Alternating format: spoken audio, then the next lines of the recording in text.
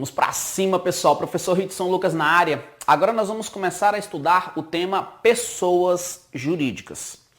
As pessoas naturais, elas têm a personalidade jurídica iniciando através do nascimento com vida. Só que nós temos as pessoas jurídicas também. Quando eu falo em pessoa jurídica, por que é criada uma pessoa jurídica? Por que algumas pessoas constituem uma empresa, criam uma empresa e efetuam um registro? Por conta da separação patrimonial. A partir do momento que você exerce uma atividade empresarial, por exemplo, e não há constituição de uma empresa, não há constituição de uma pessoa jurídica, não há o registro do CNPJ, a pessoa que exerce aquela atividade, ela vai responder com os seus bens pessoais. Significa dizer que se aquilo não der certo, ela vai responder com os seus próprios bens. Para evitar isso, ela pode registrar uma pessoa jurídica, ela pode criar uma pessoa jurídica. E a pessoa jurídica, ela é distinta dos seus sócios e dos seus administradores. Ao registrar uma pessoa jurídica, eu vou pegar parte do meu patrimônio para dar nascimento à pessoa jurídica. E a pessoa jurídica vai ter o seu patrimônio próprio e ela responde pelas suas obrigações. Os sócios vão ter seus próprios patrimônios e cada um responde pelas suas obrigações do mesmo jeito que os administradores. Então, quando eu estou falando em pessoa jurídica, a pessoa jurídica ela tem um patrimônio próprio, diverso dos seus sócios, diverso dos seus administradores. A pessoa jurídica ela tem autonomia patrimonial e é uma pessoa distinta, que não se confunde com os seus sócios nem com os seus administradores. As pessoas jurídicas, elas possuem os direitos da personalidade que são compatíveis com a sua condição, como é o caso da imagem, também da honra objetiva. Atenção, pessoa jurídica não tem honra subjetiva. Quando eu falo em honra subjetiva, é aquilo que eu penso de mim. Honra objetiva é o que as outras pessoas pensam de mim. E pessoa jurídica não tem sentimentos, né? Então, dessa forma, a pessoa jurídica não tem honra subjetiva, ela só tem honra objetiva. Quando a imagem é violada, quando a honra objetiva é violada, ou quando outro direito da personalidade compatível, quando há violação, cabe indenização, cabe pedido de reparação de danos morais ou materiais. Então, pessoa jurídica também pode pleitear a reparação de danos morais ou materiais. As pessoas jurídicas, além de se classificarem em estrangeiras e nacionais, elas também são classificadas em pessoas jurídicas de direito público, e podem ser de direito público interno ou externo, e pessoas jurídicas de direito privado. As pessoas jurídicas de direito público, conforme eu te falei, elas podem ser interno ou externo. E em provas, eles perguntam, eles te dão um exemplo e você tem que saber. É de direito público interno, é de direito público externo ou de direito privado? E é isso que a gente vai começar a estudar agora. Segundo o Código Civil, e aqui eu vou tomar um cuidado muito grande, porque senão a gente acaba entrando em direito administrativo, senão a gente acaba entrando em direito empresarial. Focando aqui, segundo o Código Civil, são pessoas jurídicas de direito público externo, fora os estados estrangeiros, França, Inglaterra, Suécia, Suíça, Argentina, Uruguai, Chile, Bolívia, Canadá, México e outros. Os estados estrangeiros são pessoas jurídicas de direito público externo. Mas também as pessoas regidas pelo direito internacional público. Então, se eu falo em ONU, se eu falo em uma organização que é regida pelo direito internacional público, ela também vai ser uma pessoa jurídica de direito público externo. Então, quando eu falo em pessoa jurídica de direito público externo, estados estrangeiros e aquelas demais pessoas regidas pelo direito internacional público. Porque se for direito internacional privado, não. As pessoas jurídicas de direito público interno, segundo o Código Civil, são quem? A União, Estados, DF, municípios, territórios, autarquias, associações públicas e as demais entidades com caráter público criadas por lei. A lei define o caráter público. A questão é que na prova, a banca quer que você saiba se é de direito público interno ou se é de direito público externo. Aqui no direito público interno, se você observar bem, União, estados, DF e municípios são os entes da administração pública direta. Então, os entes da administração pública direta são pessoas jurídicas de direito público interno, mas também as autarquias. Os territórios, eles são uma das espécies de autarquias, que é a autarquia territorial. Então aí já fica bem fácil você gravar. Gravou administração direta, autarquia, você praticamente fecha ali. Administração direta, União, estados, DF, municípios. Autarquias, lembrando que uma das autarquias são os territórios. Aí sobra quem? As associações públicas e as demais entidades que têm caráter público criadas por lei, como é o caso, por exemplo, de uma fundação. Lá em direito administrativo, a gente estuda que as fundações públicas podem ser de direito público ou de direito privado. A fundação pública de direito público ela é criada por lei. Então, nesse caso, ela vai ser pessoa jurídica de direito público interno. Então, se ele te perguntar Estado estrangeiro, pessoa jurídica de direito público externo. Agora, se ele fala associação pública, união, estados e etc., pessoas jurídicas de direito público interno. O Código Civil, ele fala, e esse assunto também está na Constituição Federal, e você estuda em direito administrativo, ele diz pra gente que essas pessoas jurídicas de direito público interno, elas serão civilmente responsáveis, ou seja, indenização, pelos atos de seus agentes que nessa qualidade causarem danos a terceiros, cabendo direito regressivo em caso de dolo ou culpa, ou seja, a União, por exemplo, a União vai fazer concurso público, ela vai contratar agentes públicos para trabalhar. Se esses agentes públicos, na qualidade de agente público, eles lesarem direitos de terceiro, a União vai pagar. E a responsabilidade da União é objetiva. As pessoas jurídicas de direito público interno, a responsabilidade aqui é diferente das pessoas jurídicas de direito privado. Então aqui como é que vai funcionar?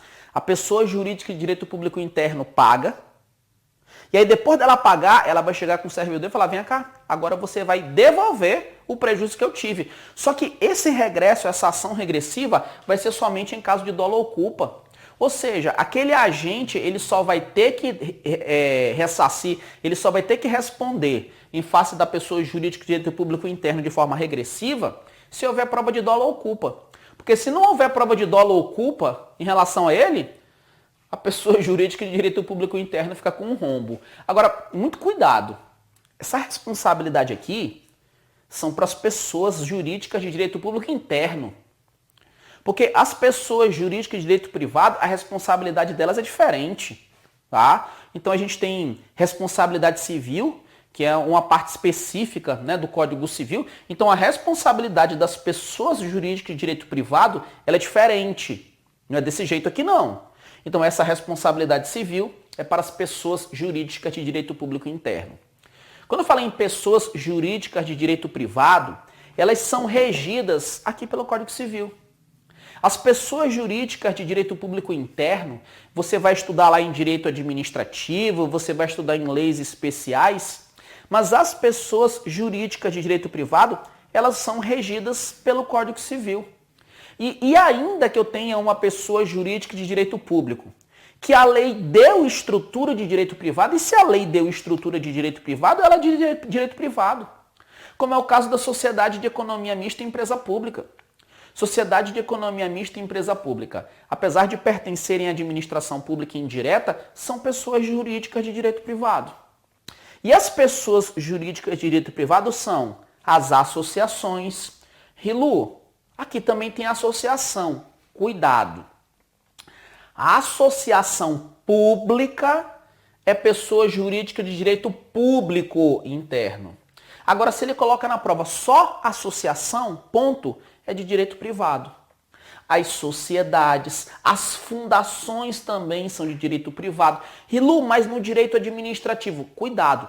Fundação pública de direito público é porque a lei deu esse caráter público, aí ela vem para cá. Aí ela é de pessoa jurídica de direito público interno. Mas se a prova aparece apenas fundações, ponto, direito privado. Então não se esqueça, associações, ponto, direito privado. Associações públicas, direito público interno. Fundações, ponto, direito privado. Agora as fundações públicas, que a lei conferiu caráter público, direito público interno. As organizações religiosas e os partidos políticos também são pessoas jurídicas de direito privado. Muita atenção, porque cai muito em prova ali. Organizações religiosas e partidos políticos são pessoas jurídicas de direito privado. Em relação às organizações religiosas, por sermos um Estado laico, a gente não tem religião definitiva, há liberdade para definição, para criação, para estabelecer o funcionamento. E é vedado ao poder público negar reconhecimento do registro às organizações religiosas. Ou seja, se a organização religiosa preencheu todos os requisitos para ser registrada, o poder público não pode negar. Os partidos políticos, apesar de serem pessoas jurídicas de direito privado, eles têm a sua organização, o seu funcionamento previsto em lei específica. Tem uma lei específica para os partidos políticos. Como regra, as pessoas jurídicas de direito privado são regidas pelo Código Civil, mas eu tenho casos como partidos políticos que eu tenho lei específica. As EIRELIs, o que é EIRELI? É uma empresa individual de responsabilidade limitada. A empresa individual de responsabilidade limitada também é pessoa jurídica de direito privado. E por fim, eu quero que você grave que até a EIRELI é o que está no Código Civil. Só que o rol do Código Civil de pessoas jurídicas de direito privado não é um rol taxativo. Existem outras, como é o caso das cooperativas. As cooperativas também são pessoas jurídicas de direito privado. E como é que ele vai fazer na prova? Ele vai te dar um exemplo e você tem que saber se é de direito público externo, interno ou direito privado. Vamos ver? Partidos políticos. Qual é a personalidade jurídica? Direito privado. Organizações religiosas. Direito privado. Estados estrangeiros. Direito público externo. União. Direito público interno. Fundações públicas, que a lei conferiu caráter público. Aí atenção com aqui, porque a fundação pública que a lei concedeu caráter público, pessoas jurídicas de direito público interno, e cuidado com as associações. Beleza? Não tem muito segredo, esse tema ele é bem tranquilo. Só que como eu te disse, as pessoas jurídicas de direito privado, elas vão ser regidas pelo Código Civil, como regra, né? Porque as pessoas jurídicas de direito público interno, você se aprofunda um pouquinho mais lá em direito administrativo. Então, o meu foco de estudo é nelas. E quando eu falo em pessoa jurídica de direito privado, ela não é criada por lei, ela não nasce com lei. O início da existência de uma pessoa jurídica de direito privado também não é através do nascimento com vida, né? Então, uma pessoa natural, o início da existência, o início da personalidade jurídica é através do nascimento com vida. Só que pessoa jurídica não dá, né? Pessoa jurídica não tem como, ela não tem vida. Dessa forma, o início da existência legal das pessoas jurídicas de direito privado. Porque se for de direito público interno, União, Estados, DF, municípios, Constituição. Autarquias são criadas por lei. Aqui é de direito privado. O início da existência legal das pessoas jurídicas de direito privado ocorre com a inscrição do seu ato constitutivo, e esse ato constitutivo pode ser um estatuto, pode ser um contrato. Então, o início da existência delas é com a inscrição do ato constitutivo no respectivo registro. Então, quando eu falo em pessoas jurídicas de direito privado, vai ser elaborado o estatuto, vai ser elaborado o contrato social. E esse contrato social, depois de confeccionado, a gente vai lá no cartório de registro civil de pessoas jurídicas e faz a inscrição desse documento lá no registro. Ou seja, elas nascem com o registro. As pessoas jurídicas de direito privado, elas nascem com o registro. Ocorre que essa inscrição vai ser precedida, quando necessário, de autorização ou aprovação do Poder Executivo. Vamos pegar, por exemplo, as empresas públicas e sociedade de economia mista. Empresa pública e sociedade de economia mista, elas não são criadas por lei. A lei não cria. A lei autoriza a criação. A lei autoriza a criação. Dessa forma, a lei autoriza que a gente faça a inscrição do ato constitutivo no registro. Ou seja, é um caso que é considerado necessário essa autorização é considerada necessária. Então, muito cuidado. Sociedade de economia mista e empresa pública, elas não são criadas por lei. Elas não são pessoas jurídicas de direito privado.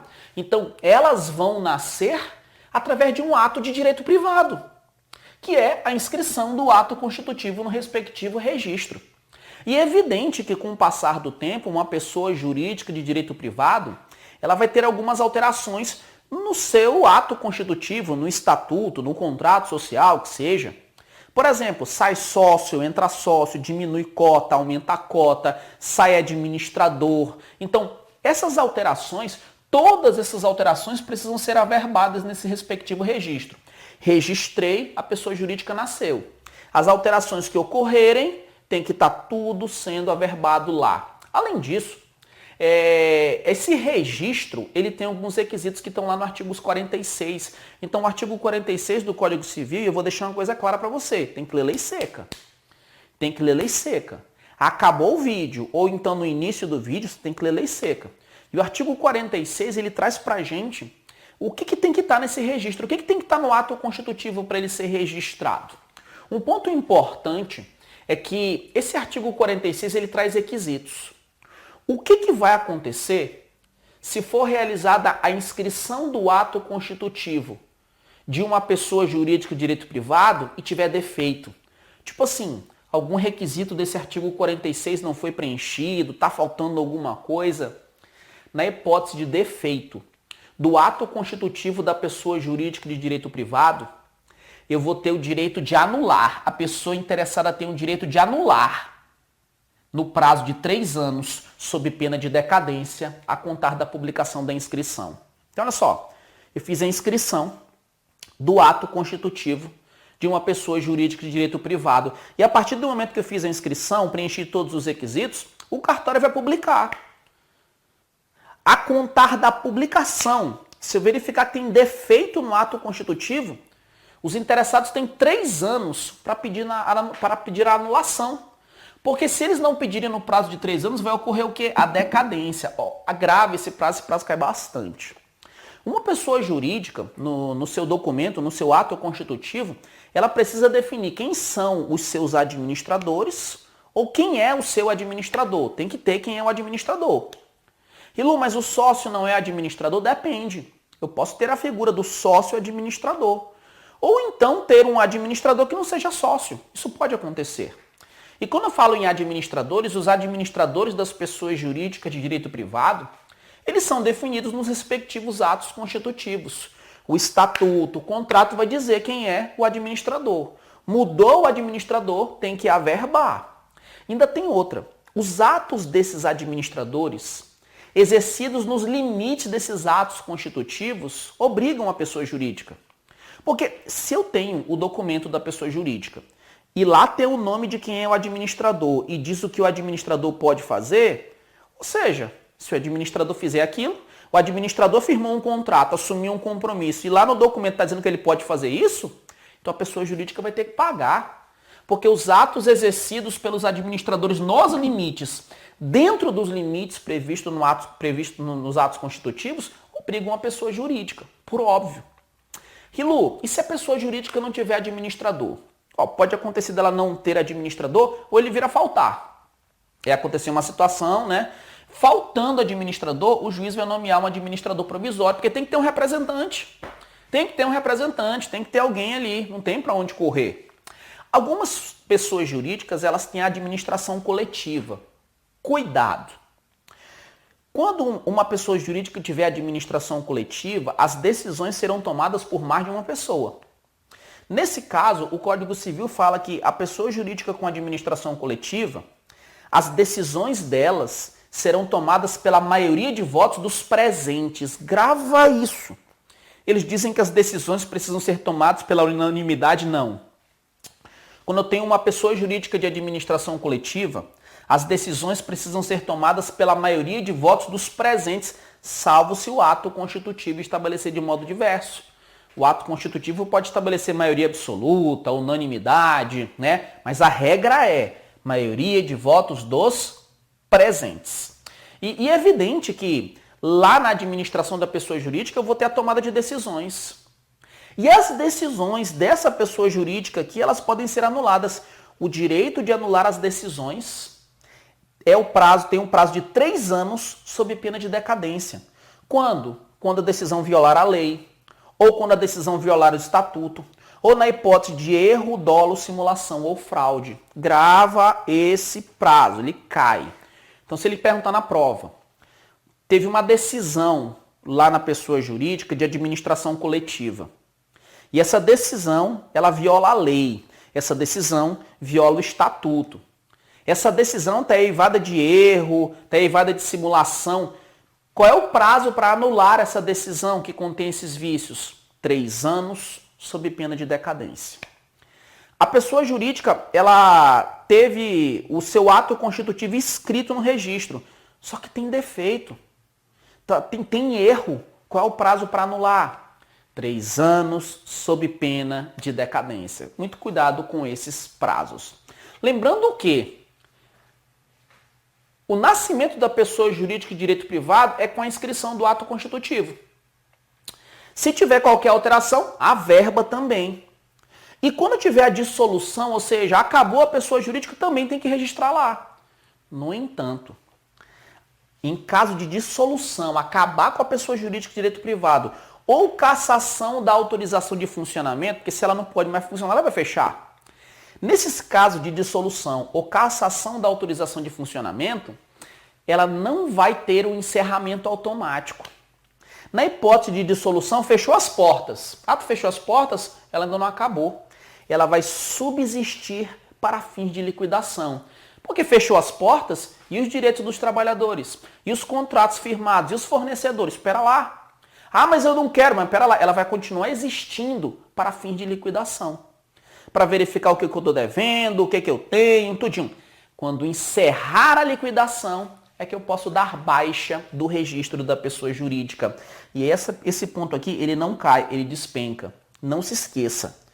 Dissolvida a pessoa jurídica ou cassada a autorização do seu funcionamento, ela não tem um encerramento imediato. Ela vai subsistir, ela vai continuar existindo para fins de liquidação. Quando for concluída a liquidação, é que ela vai terminar, é que eu vou dar baixa aqui. Beleza até aí? Acontece que uma pessoa jurídica de direito privado, ela adquire personalidade jurídica quando é feita essa inscrição do ato constitutivo no respectivo registro. Só que nós temos alguns entes que são despersonificados. O que são entes despersonificados? São aqueles que não têm personalidade jurídica. Então, ente despersonificado nada mais é do que uma reunião de bens ou pessoas sem registro de pessoa jurídica. Não tem CNPJ. Só que existem alguns entes despersonificados que têm CNPJ. Por exemplo, no teu material, e o teu material foi confeccionado com muito carinho. Na verdade, você está tendo acesso a um livro de direito civil compilado para concursos públicos. E no teu material eu peguei um dispositivo do CPC, do Código de Processo Civil, e te mostrei que a massa falida, o condomínio, os dois são exemplos de entes que têm CNPJ, mas não têm personalidade jurídica, são entes despersonificados. Pode acontecer. Outro exemplo é aquela venda, aquela mercearia, aquele comércio, que na hora que você compra uma coisa, você fala, eu quero CPF na nota, e o cara não tem nem CNPJ. Ali eu estou diante de um ente despersonificado. Qual é o problema do ente despersonificado? É não ter essa separação patrimonial. Rilu, então o ente despersonificado ele não pode ser autor nem réu num processo, não é? Pelo contrário, pode sim. O ente despersonificado, que é uma reunião de bens ou pessoas sem registrar pessoa jurídica, lembrando que em alguns casos tem CNPJ, apesar de não ter personalidade jurídica, eles têm capacidade processual. Apesar de não ter personalidade jurídica, vão responder pelos seus atos sim. Se te venderem comida estragada, você pode pedir danos morais. Mas eu não tenho CNPJ, problema teu. A consequência de não ter CNPJ é que você vai responder com os teus bens pessoais em face das obrigações lá que você está assumindo ali enquanto você está exercendo aquela atividade, tá? Então, muito cuidado com isso. O que acontece? Às vezes, a gente tem um ente despersonificado que está há 5 anos exercendo atividade empresarial, por exemplo, mas sem fazer o registro. Aí 5 anos depois, a pessoa vai lá e faz o registro do ato constitutivo. Acontece que o registro do ato constitutivo ele tem natureza constitutiva, ou seja, a pessoa jurídica nasce com registro. E ela nasce dali para frente. Aqueles 5 anos para trás, não tinha pessoa jurídica. Dessa forma, o registro do ato constitutivo, que tem natureza constitutiva, esse registro no registro civil de pessoas jurídicas, ele não retroage. Então, esse registro do ato constitutivo no registro civil de pessoas jurídicas, ele não retroage, ou seja, ele opera efeito ex nunc. Evidente que depois, quando você for lá na junta comercial, mas a junta comercial é depois que você fez o registro. Lá na junta comercial vai retroagir para a data do registro, mas aí são outros 500, é direito empresarial, não interessa para a gente aqui. O que eu quero que você grave é que esse registro do ato constitutivo não tem efeito ex tunc, é efeito ex nunc. Tem natureza constitutiva, não retroage. Quando a gente fala em pessoa jurídica, um ponto que eu bati bastante na tecla, deixa eu até beber um pouco de água aqui rapidinho. Um ponto que eu bati bastante na tecla contigo é sobre a separação patrimonial. Então, quando eu estou falando de separação patrimonial, a gente tem pessoa jurídica e sócios e administradores. Quando uma pessoa jurídica tem o seu ato constitutivo inscrito lá no respectivo registro, ela adquire personalidade jurídica. É como se eu colocasse uma barreira separando o patrimônio da pessoa jurídica e dos sócios e administradores. No entanto, em alguns casos, eu vou tirar essa barreira e eu vou atingir os bens dos sócios ou administradores por uma obrigação da pessoa jurídica. E o nome disso é desconsideração da personalidade jurídica. Desconsideração da personalidade jurídica é tirar essa barreira de separação patrimonial. Você sabe que, como regra, nós temos separação patrimonial da pessoa jurídica, dos seus administradores e dos seus sócios. Cada um respondendo por suas obrigações. O sócio que tem um empregado doméstico é o sócio que responde perante aquele empregado doméstico. Não são os outros sócios, não é a pessoa jurídica. Agora, em face dos fornecedores da pessoa jurídica, aí é a pessoa jurídica que responde. Porque eu tenho uma separação patrimonial, porque a pessoa jurídica tem personalidade jurídica. Óbvio, se fizer inscrição, né? Acontece que essa separação patrimonial, ela não é absoluta. Em alguns casos, a gente pode efetuar a desconsideração. Em alguns casos, o juiz vai determinar a desconsideração da personalidade jurídica. Só que a desconsideração da personalidade jurídica da pessoa jurídica não configura extinção da pessoa jurídica. Isso não é acabar com a pessoa jurídica, é só tirar aquela barreira da separação patrimonial. Aí eu tiro a barreira, paga o que tem que se pagar, depois devolve a barreira. Mas não há extinção da pessoa jurídica. Quando eu falo em desconsideração da personalidade jurídica, apenas eu vou ter extensão dos efeitos de certas e determinadas obrigações aos bens particulares dos sócios ou administradores. É o seguinte, veja só. A pessoa jurídica responde pelas suas obrigações. Administrador e sócio não responde pela obrigação de pessoa jurídica, não é? Só que em alguns casos eu vou tirar essa barreira e esses sócios administradores serão atingidos pelas obrigações da pessoa jurídica.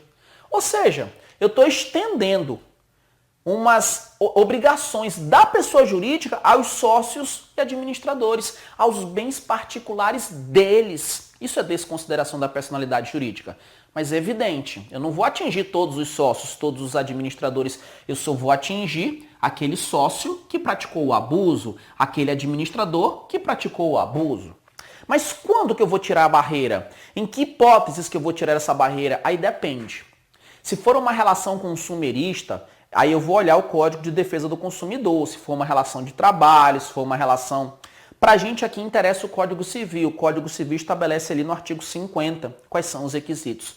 Mas antes de entrar ali no Código Civil, eu quero deixar claro para você que existem duas teorias. Nós temos a teoria menor e a teoria maior. A teoria menor, como o próprio nome fala, são menos requisitos para o juiz determinar a desconsideração. Essa teoria menor, ela é adotada, por exemplo, no Código de Defesa do Consumidor, no direito ambiental e outros. E para a teoria menor, eu não preciso de abuso da personalidade jurídica para que o juiz determine a desconsideração. Para a teoria menor, basta a existência de dano ou prejuízo. Se a pessoa jurídica não pagou, vem cá, sócio.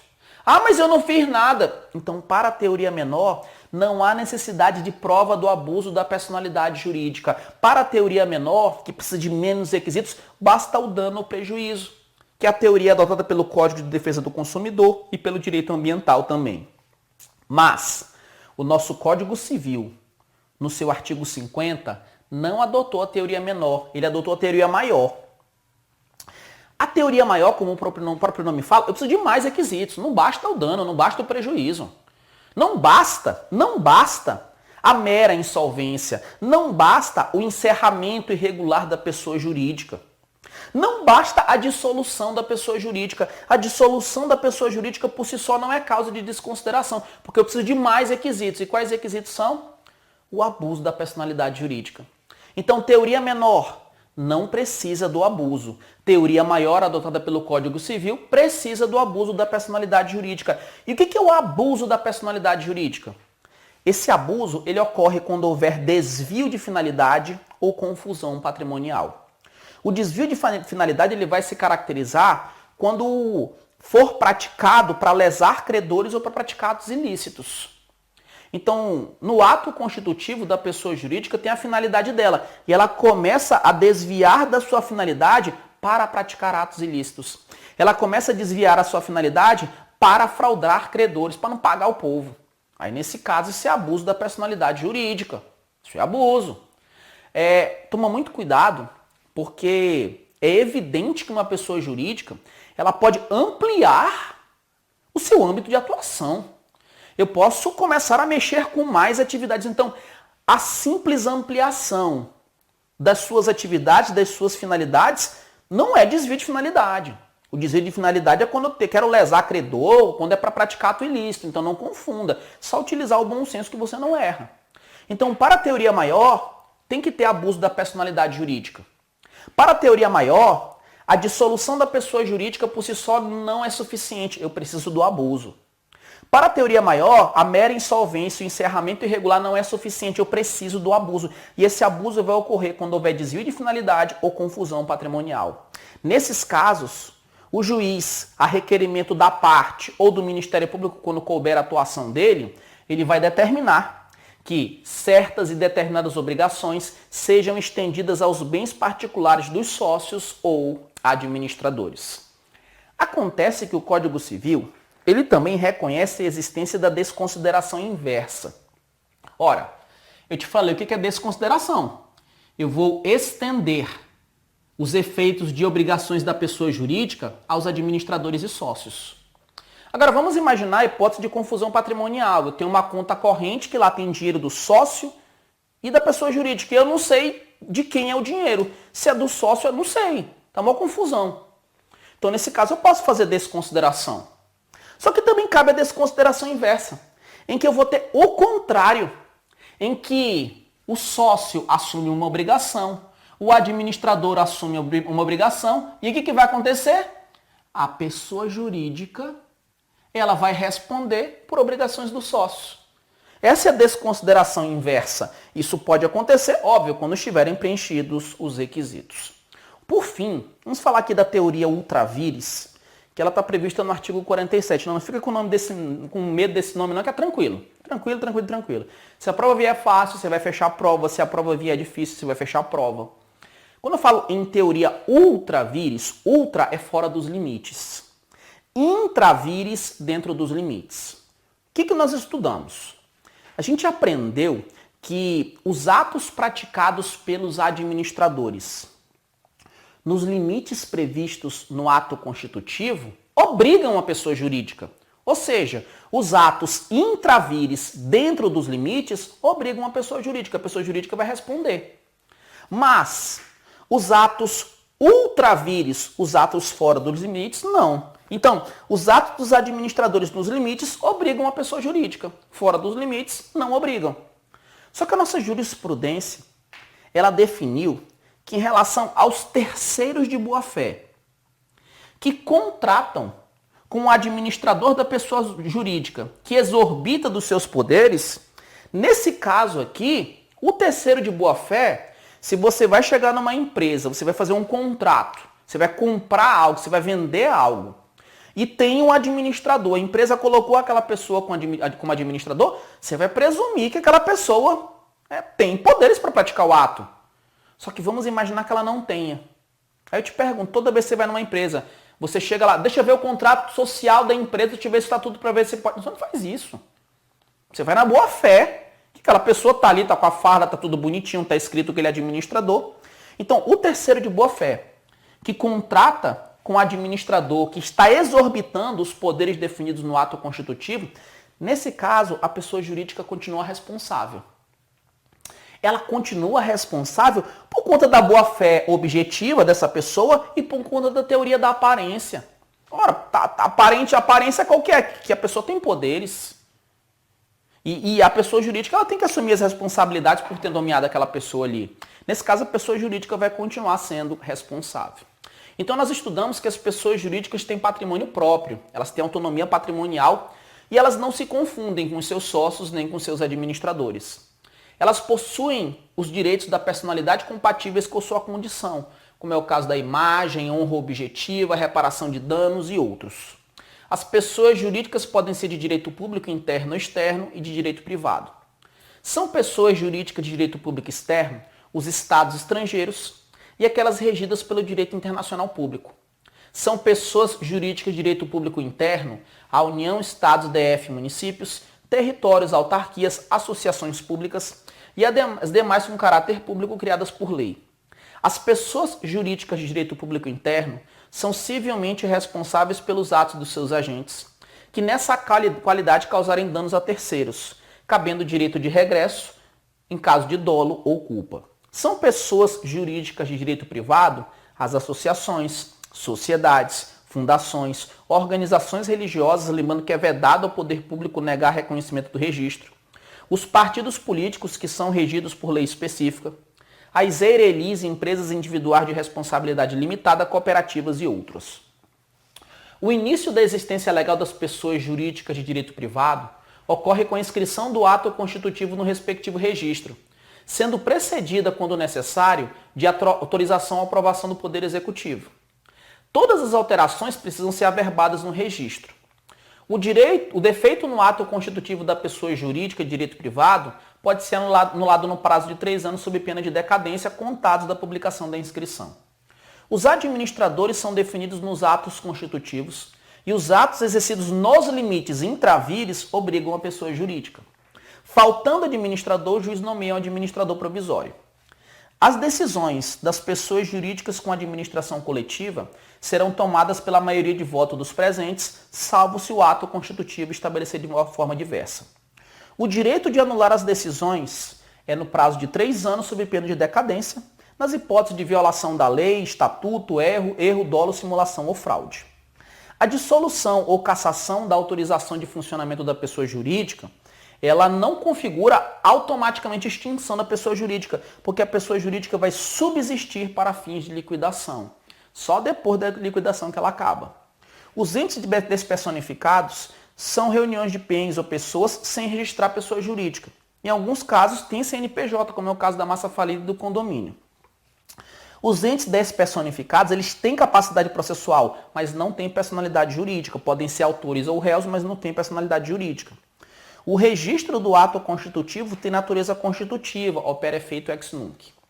Quando eu falo em desconsideração da personalidade jurídica, eu tenho que lembrar que existe separação patrimonial entre pessoa jurídica, administradores e sócios. Cada um responde por suas obrigações, mas essa separação não é absoluta. Em alguns casos, nós vamos efetuar a desconsideração. Em alguns casos, o juiz determina a desconsideração. Desconsideração não é a extinção da pessoa jurídica. Não é nada mais do que a extensão dos efeitos de certas e determinadas obrigações, aos bens particulares dos sócios ou administradores, lembrando que só o sócio ou administrador que abusou é que vai responder com seus bens.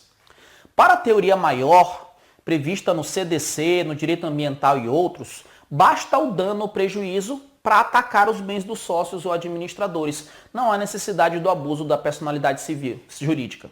Só que o artigo 50 do Código Civil adotou a teoria maior, exigindo não apenas o dano, não apenas o prejuízo, exigindo o abuso da personalidade jurídica para que o juiz determine a desconsideração. E o abuso da personalidade jurídica vai ocorrer quando houver desvio de finalidade, através de lesão aos credores ou prática de atos ilícitos, ou confusão patrimonial. Aí, nesse caso, a parte interessada faz o requerimento ou o Ministério Público quando couber para que o juiz determine. A dissolução da pessoa jurídica por si só não é causa para desconsideração, porque precisa provar o abuso da personalidade jurídica. Também não basta a mera insolvência ou encerramento irregular da pessoa jurídica, porque tem que ter o abuso. A desconsideração inversa, ela ocorre quando a pessoa jurídica responde pela obrigação dos sócios. A desconsideração da personalidade jurídica, os sócios respondem. A inversa, a pessoa jurídica responde. A teoria ultra vires, fora dos limites, prevista no artigo 47, para ela, os atos dos administradores exercidos nos limites, eles obrigam a pessoa jurídica. Fora dos limites, não obrigam. Mas, em relação ao terceiro de boa-fé, que contrata com o administrador que exorbita dos poderes, nesse caso, a pessoa jurídica continua responsável por esse pacto em face da boa-fé objetiva e da teoria da aparência. Beleza, eu vou encerrar aqui. Daqui a pouquinho a gente vai estudar sobre as associações e fundações, encerrando o tema pessoas jurídicas. É isso, sangue no olho até a posse, pra cima!